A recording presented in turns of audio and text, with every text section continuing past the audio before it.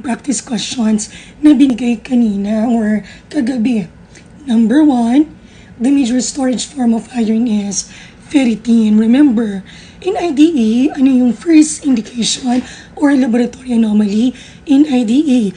Decrease ferritin. Mawawalan muna tayo ng storage iron bago yung iron natin sa ating RBC. Number 2, in IDE may be differentiated from anemia of chronic infection or inflammation by the TIBC. Ang IDE at saka anemia of chronic disease para silang microcytic hypochromic anemia. But in IDE, elevated yung TIBC.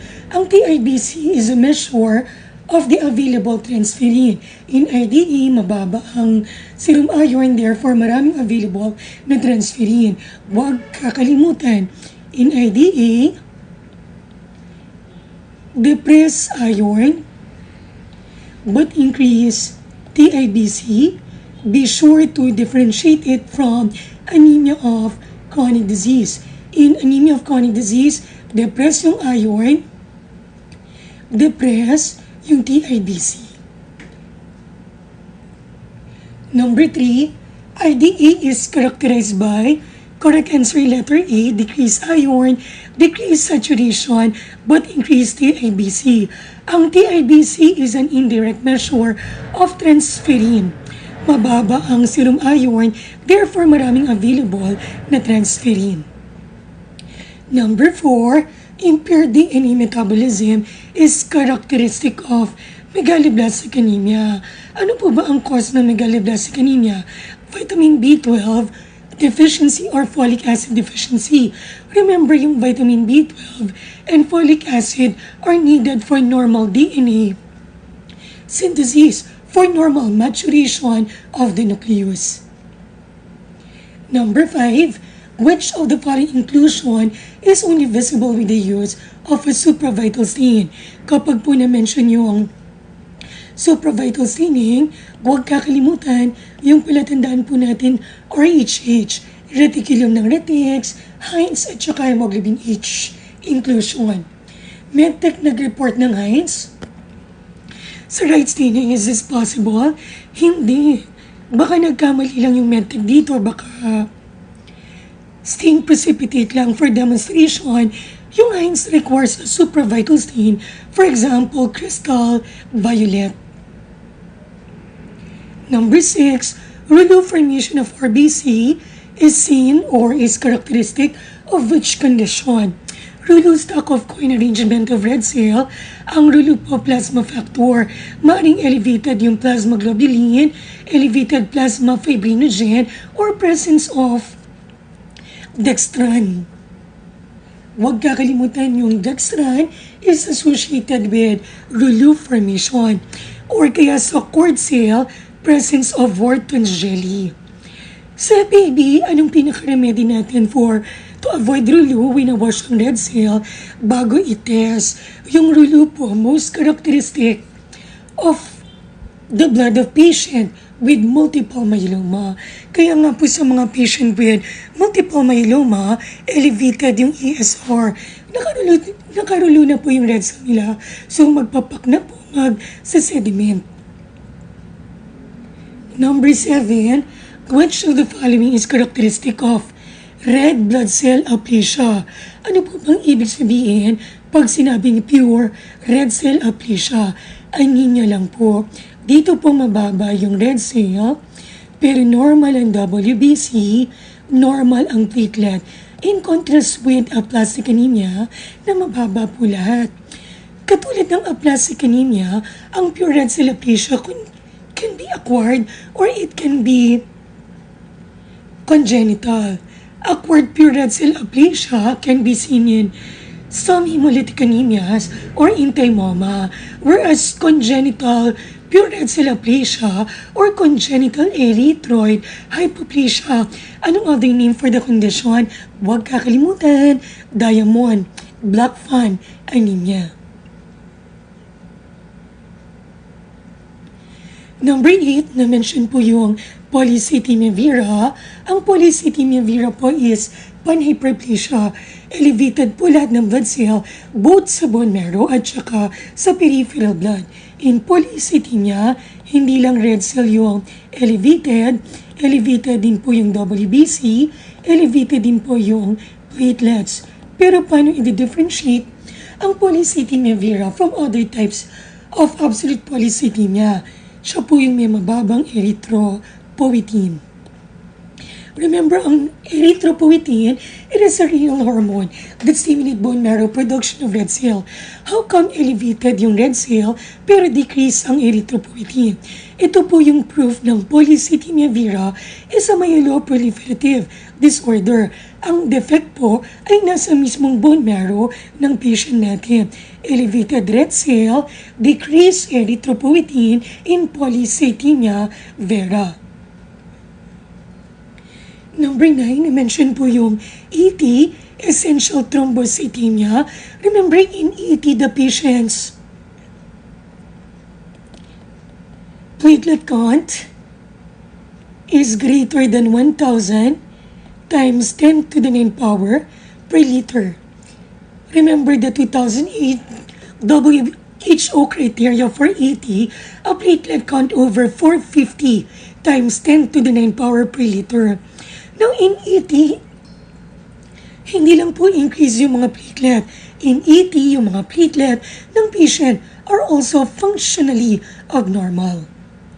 Correct answer, number 9, letter A.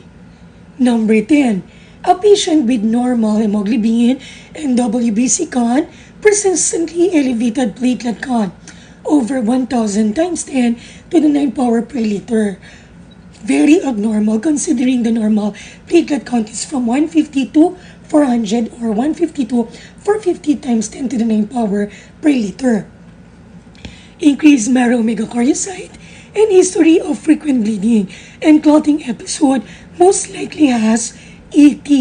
In ET, hindi lang po increase yung platelet count. In ET, yung mga platelet functionally abnormal, kaya yung patient po dito ay pwede mag-exhibit ng bleeding tendencies. Number 11, in storage pool defect. Storage pool, ito po yung mga condition wherein yung platelet ay walang ma-release na alpha or dense granules. In storage pool defect, yung mga platelet are usually deficient in ADP.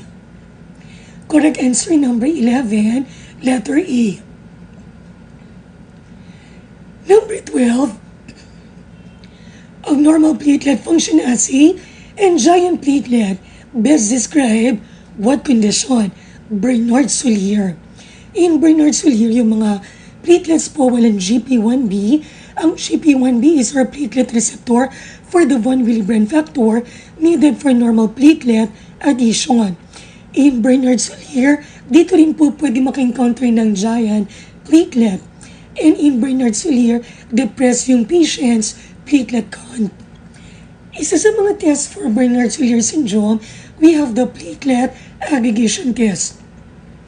In Bernard-Soulier syndrome, normal ang aggregation ng platelet with ECA, epinephrine, collagen, and ADP, but fails to aggregate in the presence of ristocytin.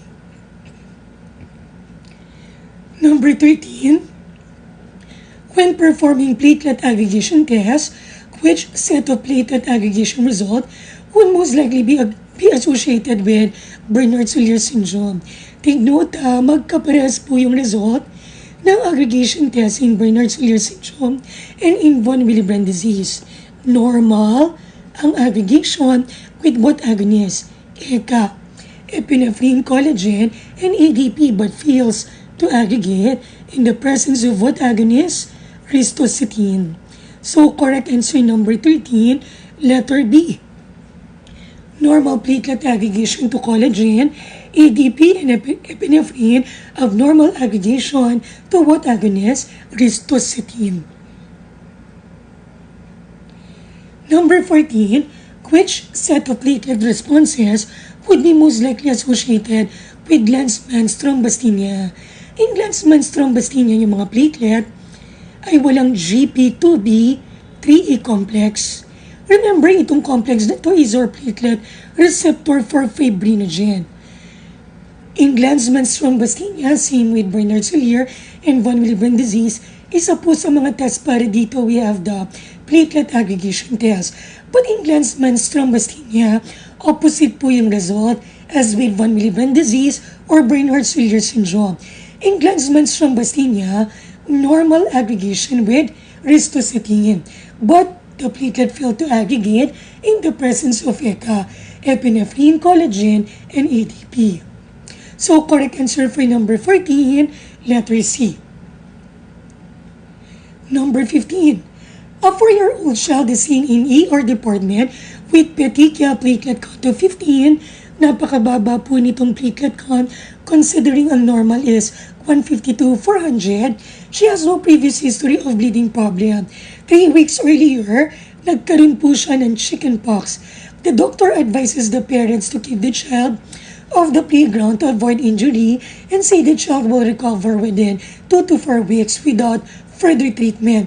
What condition does this child most likely have? Case po ito ng acute ATP. Acute ITP. Immune thrombocytopenic purpura. Common sa mga children and following a viral infection, for example, chickenpox. Number 16, a treated blood sample for coagulation studies is to be collected from a polycythemic patient. The anticoagulant should be A, B, C, or D. Polycythemic patient, mataas ang hematocrit. Maraming red cell. Kapag sinentry ang dugo ng polycythemic patient, yung citrate sa blood, citrate anticoagulant sa blood, sasama po sa plasma. Pag sinentry natin, so sa plasma ng polycythemic patient, excessive ang citrate sa kanyang plasma. Remember, for PT-APTT test, isa sa mga reagent natin is calcium chloride. Yung calcium reagent, kapag inad, sa plasma po nito, instead na magre-react sa cascade, magre-react sa excess citrate. So, sa polycythemic patient po, falsely prolonged ang kanyang PT at saka APTT because of the excess citrate anticoagulant.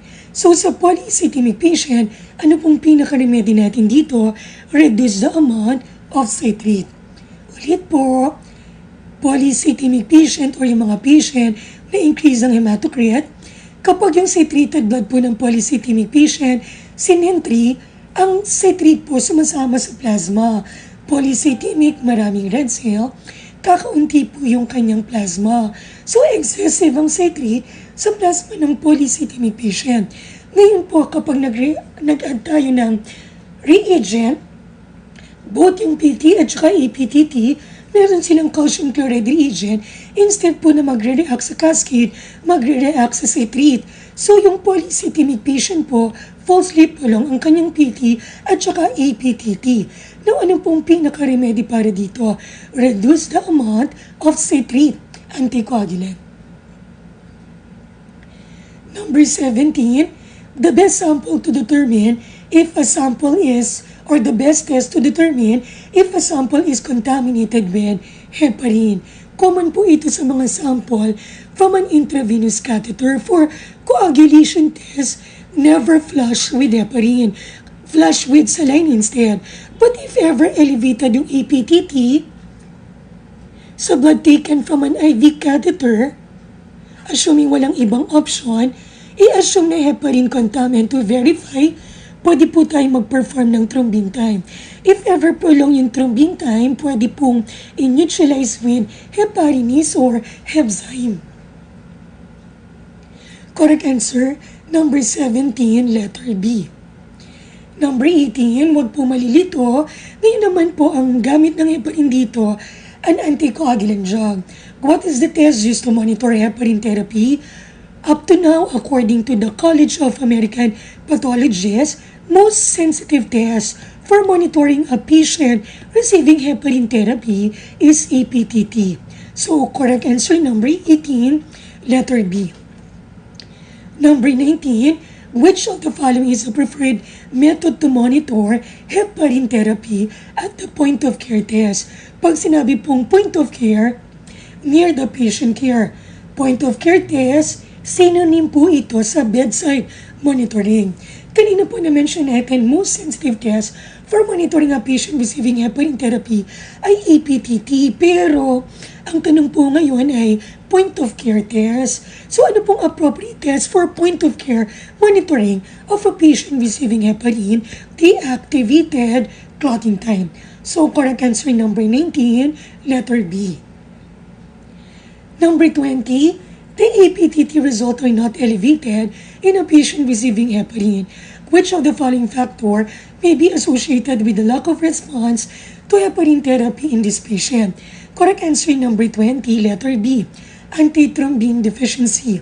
Antithrombin deficiency in patient receiving heparin therapy may lead to heparin resistance and therefore lack of prolongation of the APTT result. The deficiency of antithrombin is associated with poor response to heparin therapy. Correct answer number 20, letter B. Number 21, what test is commonly used to monitor warfarin therapy? Warfarin, coumadin, or oral anticoagulant. Warfarin, coumadin. As an anticoagulant, they are vitamin K antagonist. Kung vitamin K antagonist po to, they inhibit your vitamin K dependent factors.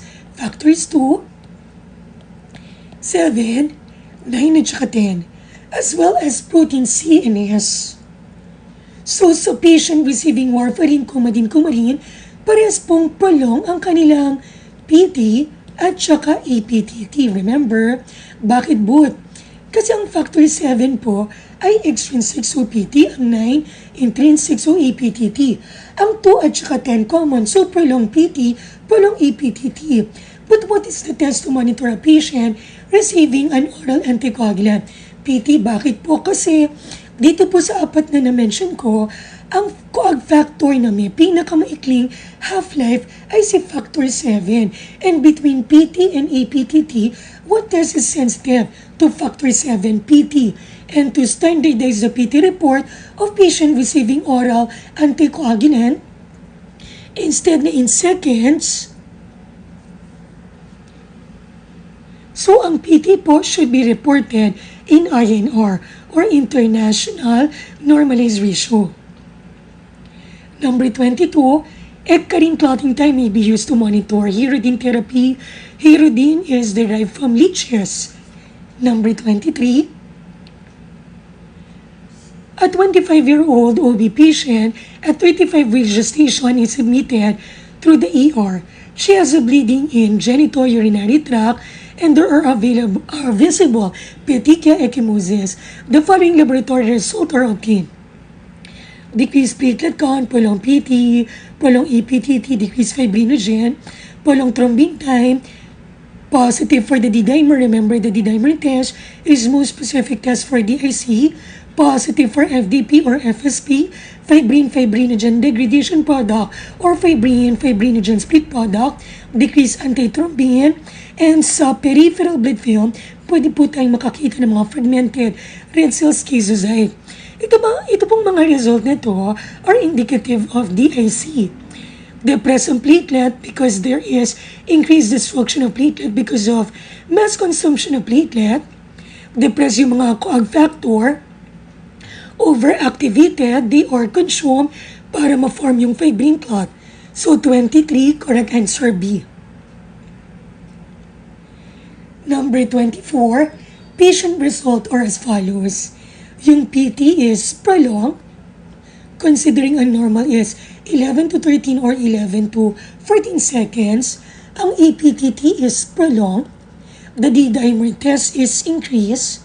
D-dimer, most specific test for DIC, fibrinogen is decreased. Normal value for fibrinogen is 200 to 400. And a decreased platelet count, 150 to 400 or 150 to 450 times 10 to the 9 power per liter. Again, yung mga result nito are consistent with DIC. Depressed yung mga coag factor, prolonged lahat po ng coag test, depress yung platelet count because of mass consumption of platelet, and most specific test for DIC, demonstration of the D-dimer. Number 25, lupus anticoagulant found in patient with SLE. The activity of the lupus anticoagulant is directed towards the phospholipid portion of our prothrombinase complex or the common thromboplastin. Huwag kakalimutan, lupus anticoagulant, in the presence of lupus anticoagulant, wala pong correction sa mixing studies at presence of lupus anticoagulant is associated with thrombosis. No correction in mixing studies or substitution tests even with the normal plasma. Just to review, ano po yung test? For lupus inhibitor, we have the dilute Russell Vipervinum time and the platelet neutralization test. Number 26, which of the following anomalies is consistent with the presence of lupus anticoagulant? Prolonged APTT not corrected in the mixing studies or substitution test, even with the normal plasma, no presence of lupus anticoagulant is associated with thrombosis. Number 27, ito po yung sinasabi ko. Mrs. Smith has the following laboratory result and no bleeding history. Prolonged po yung APTT. APTT is prolonged even with mixing studies with the normal plasma. Wala pong correction even with the normal plasma. So, presence of circulating anticoagulant, an example of a circulating anticoagulant, the lupus anticoagulant. Number 28, the WHO classification requires what percentage for the blast count in the blood or bone marrow for diagnosis of AML. So according to FAB, to be classified as acute leukemia, at least 30%. Pero ang tanong po, WHO classification of acute leukemia, so minimum of 20% blast. Number 29, huwag kakalimutan po yung M2, translocation between chromosome 8 and 21. Correct answer 29, letter C. M2 is AML with maturation, translocation involving 8 and 21, chromosome 8 and 21. Number 30, M3 or acute promyelocytic leukemia, translocation between chromosome 15 and 17. Huwag pong kakalimutan. Fagot cell, DIC, translocation between chromosome 15 and 17, M3, acute promyelocytic leukemia. Hanggang dito po muna, check nyo po yung next na video. Salamat po!